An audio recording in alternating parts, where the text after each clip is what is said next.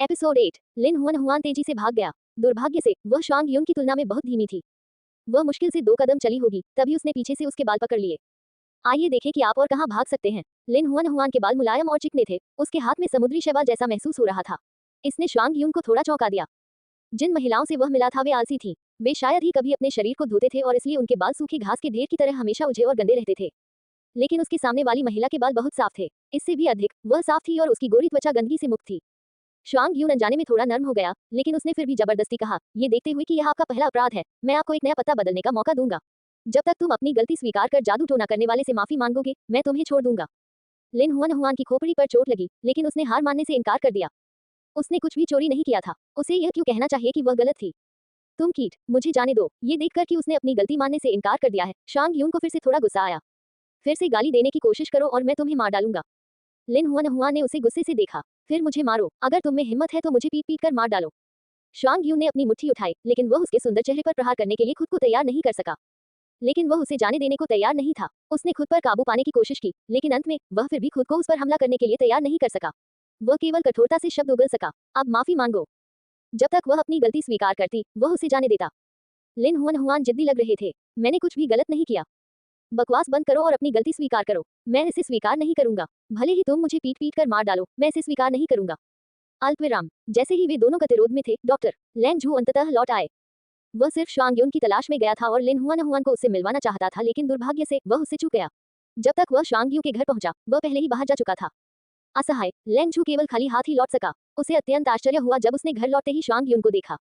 इस समय शांग यू एक हाथ से लिन हुआन हुआन के बाल पकड़ रहा था और दूसरे हाथ से अपनी मुट्ठी उठा रहा था। उसका चेहरा इतना उग्र था मानो वह अपने सामने वाली महिला को पीटना चाहता हो। लैंग झू इस दृश्य से इतना सदमे में था कि वह लगभग घुटनों के बल बैठ गया।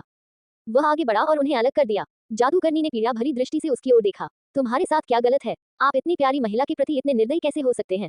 क्या तुम्हारा दिल पत्थर का बना है? शांग यू ने भौहें सिकोड़कर कहा, यह महिला आपके घर में चीजें चुरा रही थी। मैं उसे तुम्हारे लिए सबक सिखाऊंगा।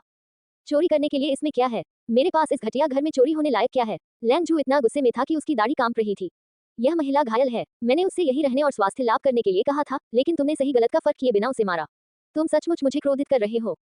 शांग यून ठिठक गया। मैं क्या वह चोर नहीं है? मुझे लगा कि वह यहाँ कुछ चुराने आई है। मैंने नहीं सोचा। यहाँ से चले जाओ, चले जाओ। लैंग झू ने अपना बेत लहराया और उसे दूर भगाया। फिर कभी मेरे सामने अपना चेहरा मत दिखाना। तुम्हें देखकर मुझे गुस्सा आता है। शांग यून दरवाजे पर खड़ा था, उस दरवाजे को देख रहा था जो उसके चेहरे पर बंद कर दिया गया था। उसने क्रोधित होकर अपना हाथ अपनी नाक की ओर उठाया। वह कुछ देर तक दरवाजे पर खड़ा रहा, लेकिन लैंग झू का दरवाजा खोलने का कोई इरादा नहीं था। शांग यून केवल निराश होकर ही जा सका। अल्पविराम। लैंग झू ने लिन हुआन हुआन से कहा, अपने आप को शांग यू के स्तर से नीचे मत गिराओ। उस बच्चे का स्वभाव बहुत खराब है। वह आवेगी है, लेकिन वह बुरा व्यक्ति नहीं है। इसके अलावा वह बहुत मजबूत है। वह हमारी वुल्फ जनजाति के इतिहास में सबसे कम उम्र का कबीला नेता है। लिन हुआन हुआन ने अपने बालों को घास के एक मजबूत ब्लेड से अपने सिर के पीछे बांध लिया। उसने अपना सिर हिलाया, उसकी चोटी धीरे से हिल रही थी। कोई फर्क नहीं पड़ता कि मैं अब और गुस्सा नहीं हूँ। वैसे भी मैं उसे दोबारा नहीं देखूंगा। लैंग झू को हल्की खांसी हुई। शांग यून इस बार गलत था। मैं उससे बाद में आपसे माफी मांगने के लिए कहूंगा। यदि आप अभी भी क्रोधित हैं, तो आप उसकी पिटाई कर सकते हैं। आपको दया दिखाने की जरूरत नहीं है। ये बच्चा सख्त है। यदि आप उसे मारेंगी तो भी वह ठीक रहेगा। लिन हुआन हुआन अवाक था। वह सचमुच अब क्रोधित नहीं थी। वह किसी को मुक्का मारना भी नहीं चाहती थी। वह बस बाइडी का इंतजार करना चाहती थी ताकि वे एक साथ यहाँ से निकल सकें।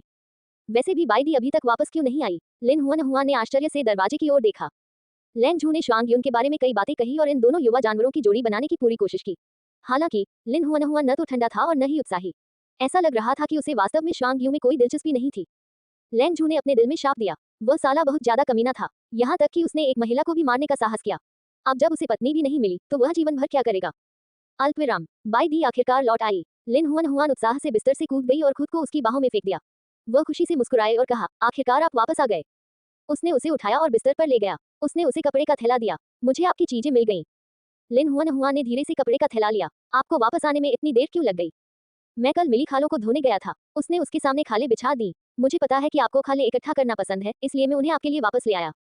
लिन हुआन हुआन थोड़ा शर्मिंदा था। मुझे जानवरों की खाल इकट्ठा करने का शौक नहीं है। आपको भविष्य में जानवरों की खालें इकट्ठा करने में विशेष रूप से मेरी मदद करने की जरूरत नहीं है। वह मुस्कुराया, लेकिन उस पर इस बात के लिए दबाव नहीं डाला कि अगर ऐसा था तो उसने कल उससे खालें इकट्ठा करने के लिए क्यों कहा था। चूंकि अब आप उन्हें पसंद नहीं करते हैं, तो आप उन्हें एक तरफ फेंक सकते हैं। उसने खालें एक तरफ फेंक दी। फिर मानो जादू से उसने अपने पीछे से फूलों का एक गुलदस्ता तैयार किया। वे लाल फूल थे जिनकी पंखुड़ियों पर चमचमाती उसकी बूंदें थीं। उनसे फीकी सुगंध आने लगी। यह मेरे लिए है। लिन हुआन हुआन को सुखद आश्चर्य हुआ। ये खूबसूरत है। उसने गुलदस्ता उसके हाथों में रख दिया। मैं खुश हूँ कि आपको ये पसंद है। धन्यवाद। वह हताश था। मैंने आपको पहले ही बताया था, हम परिवार हैं, हमें एक दूसरे को धन्यवाद देने की जरूरत नहीं है। लिन हुआ ने उस पर अपनी जीभ निकाली और शरारत से मुस्कुराई। अल्पविराम। शुआंग यू द्वार पर खड़ा था। वह दरवाजे की दरार से घर में देख रहा था। छोटी मादा ने फूल पकड़ लिए और अत्यंत मधुरता से मुस्कुराई। वह उसे एक जंगली बिल्ली समझता था। अपनी सुंदरता के बावजूद वह धमकी भरे इशारे करती थी। लेकिन अब वह जानता था कि वह गलत था। वह केवल उन्हीं लोगों के सामने अपने दांत और पंजे दिखाती थी जिन्हें वह परेशान करता था। जब बात उन लोगों की आती थी जिन्हें वह पसंद करती थी तो वह अत्यंत विनम्र थी। शुआंग यूंग को अंदर से खटास महसूस हुई। अगर उसे पता होता कि वह चोर नहीं है, तो वह निश्चित रूप से उसके साथ इतना बुरा व्यवहार नहीं करता। निश्चित रूप से वह अब मुझसे नफरत करती है ना?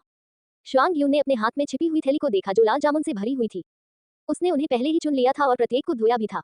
वह माफी के तौर पर उन्हें महिला को देना चाहता था, लेकिन अब उसका दिल छोटी महिला की मुस्कान से छलनी हो गया था। उसने दोबारा उसके सामने आने की हिम्मत नहीं की। शुआंग यू ने खाल की थैली धीरे से दरवाजे के सामने रखी और खटखटाया। जब तक दरवाजा खोला गया, वहां कोई नहीं था। फर्श पर बस एक खाल की थैली थी। बाई दी ने खाल की थैली उठाई और अंदर लाल जामुन देखकर हैरान हो गई। ये किसने पहुंचाया?